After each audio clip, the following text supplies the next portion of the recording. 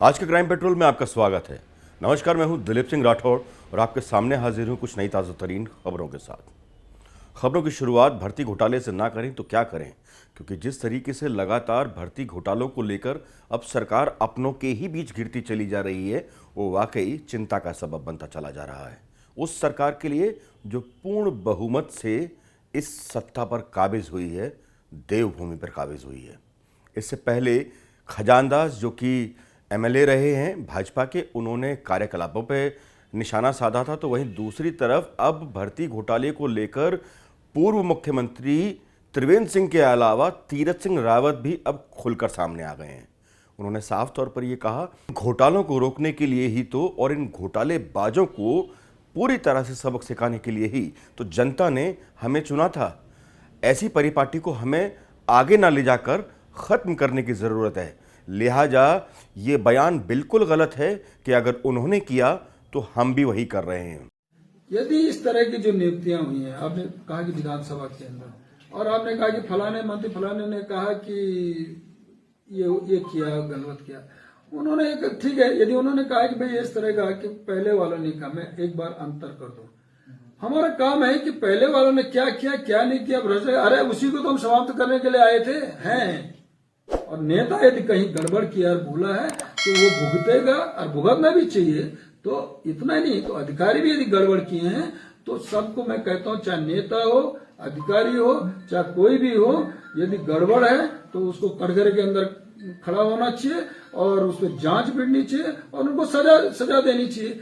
ये रही बात नियुक्तियों की। आपने दूसरा विषय, तो यदि गड़बड़ है तो मैंने उचित स्थान पे कहा है जहां मुझे कहना था। यदि ऐसी गड़बड़ियां रही कहीं तो उनको तत्काल नष्ट होना चाहिए।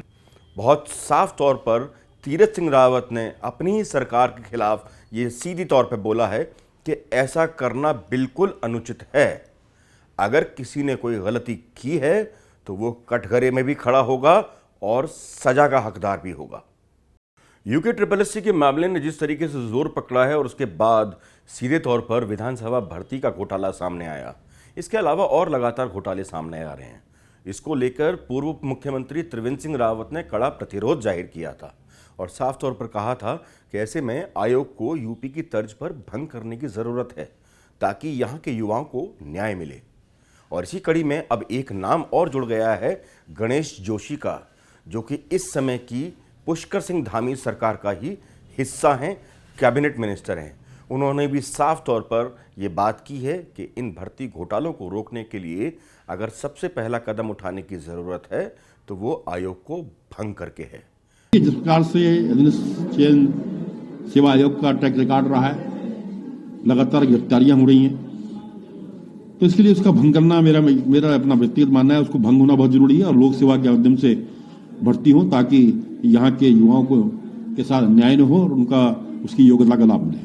लिहाजा चारों तरफ से उत्तराखंड की भाजपा सरकार घिरती ही चली जा रही है।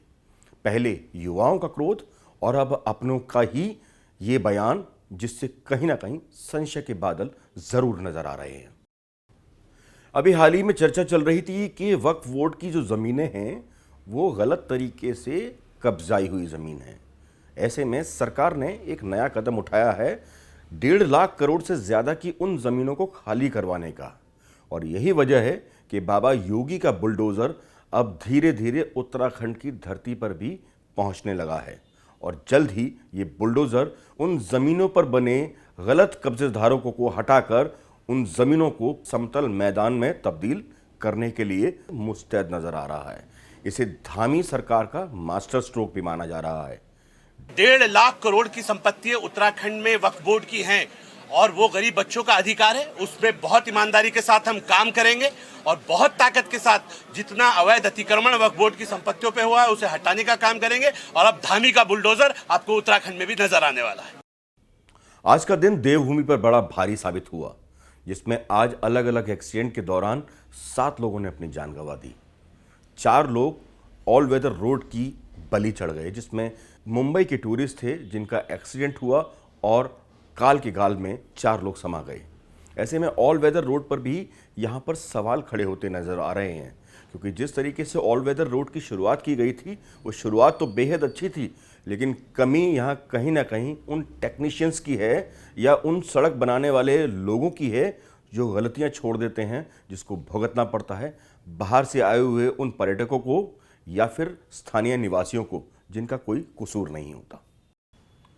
जहां लगातार भर्ती घोटाले को लेकर उत्तराखंड में हलचल मची हुई है, तो वहीं दूसरी तरफ मुलाकातों का दौर भी जारी है। हम बात कर रहे हैं पूर्व मुख्यमंत्री त्रिवेंद्र सिंह रावत की, जिनको अभी हाल ही में दिल्ली बुलाया गया। अलग अलग हलकों से अलग अलग आवाज़ें आईं। कुछ लोगों का कहना था कि पार्टी से इतर बयानबाजी करने की वजह से लगता है पार्टी आला कमान ने उनको तलब किया है। लेकिन नड्डा से मुलाकात की, अमित शाह से मुलाकात की, प्रधानमंत्री नरेंद्र मोदी से मुलाकात की त्रिवेंद्र सिंह रावत ने, लेकिन उनके चेहरे की मुस्कुराहट शायद कुछ और बयां कर रही है। उनके चेहरे से कहीं भी नहीं लगता है कि इसमें उनकी तल्ख टिप्पणियों को लेकर कोई बात हुई होगी। लिहाजा दिल्ली से सीधा त्रिवेंद्र सिंह रावत मत्था टेकने गए हैं बाबा बद्री विशाल के, और वहां पर पूजा अर्चना में भाग भी लेंगे। ये कहीं ना कहीं प्रदेश की राजनीति को एक नई दिशा देने की ओर बढ़ता हुआ कदम भी नजर आता है। मुस्कुराहट जिस तरीके से चेहरे पे बढ़ती चली जा रही है, वो कहीं ना कहीं कई सवालों को भी जन्म दे रही है। लिहाजा त्रिवेंद्र सिंह रावत ने इस पर कोई बयान तो नहीं दिया है, लेकिन ट्वीट जरूर की हैं, और उस ट्वीट में उन्होंने प्रधानमंत्री मोदी के कामों की तारीफ की है और साथ ही उनके पद चिन्हों पर चलने की बात भी भारतीय जनता पार्टी के कार्यकर्ताओं से और सरकार से की है। सोशल मीडिया कभी कभी लोगों की जिंदगी बचाने का भी काम करती है।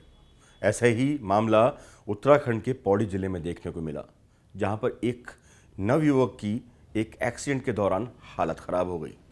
हालत इतनी बिगड़ी कि उसके परिजनों को उसको लेकर हॉस्पिटल के दर दर चक्कर काटने पड़े। कभी इस हॉस्पिटल ने मना किया तो कभी इस हॉस्पिटल ने मना किया। लिहाजा इलाज न मिलने की वजह से उसकी हालत धीरे धीरे बिगड़ती चली जा रही थी।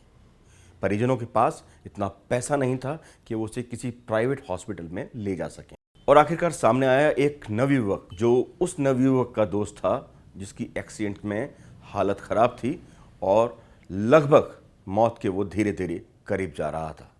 तब आखिरकार उसने सहारा लिया सोशल मीडिया का। उसने एक ग्रुप बनाया और ग्रुप बनाकर बाकायदा अपने दोस्त के लिए मदद मांगी।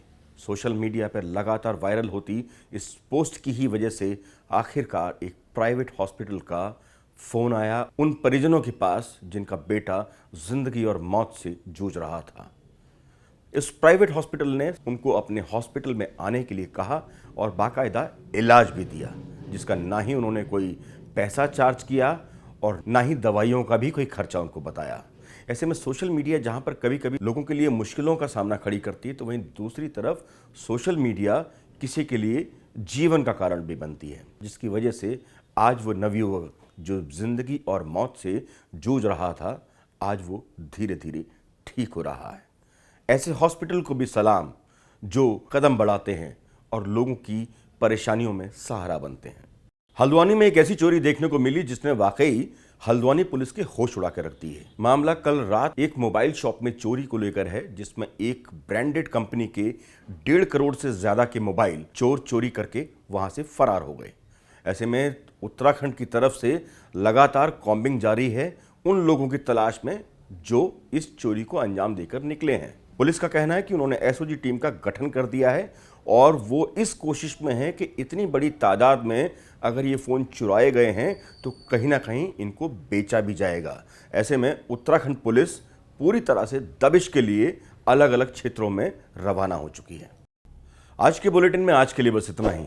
आपके सामने फिर हाजिर होंगे कुछ नई ताज़ा तरीन खबरों के साथ। तब तक के लिए जय हिंद।